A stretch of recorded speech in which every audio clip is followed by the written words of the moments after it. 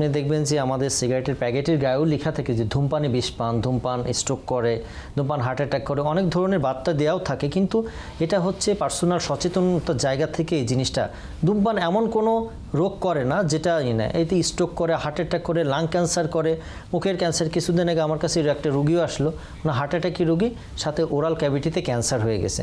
উনি জানে এটা খুব খারাপ, তারপরে কিন্তু উনি ছাড়তে পারেন না। আসলে এখানে নিজের যেমন মোটিভেশন দরকার, সারাউন্ডিংস এনভায়রনমেন্টটাও কিন্তু দরকার।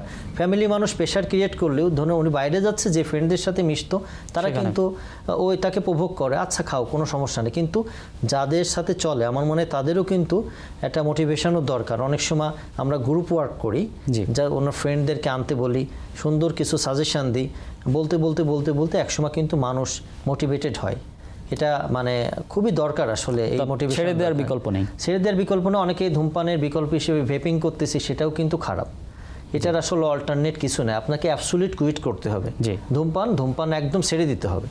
এবং গবেষণায় দেখা গেছে প্রায় 10 বছর লাগে একটা ধূমপান ছেড়ে দিয়ে সুস্থ অবস্থা আগের মতো ফিরে আসতে।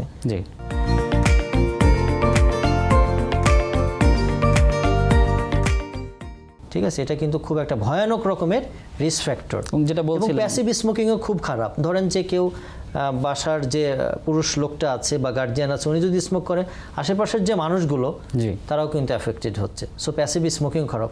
এই পাশাপাশি আরেকটা কথা বলবো, এয়ার পলিউশন। ঢাকার বাতাসে যে পরিমাণ আমাদের এয়ার পলিউশন, প্রতিদিন কেউ মাস্ক ছাড়া চলাফেরা করলে 2টা ধূমপান করার মতো ক্ষতি হচ্ছে। এটাও কিন্তু ইমার্জিং একটা রিস্ক ফ্যাক্টর আমাদের প্রেশার ডেভেলপ করার জন্য, আমাদের অস্থিরতার জন্য এবং হার্ট অ্যাটাকের জন্য।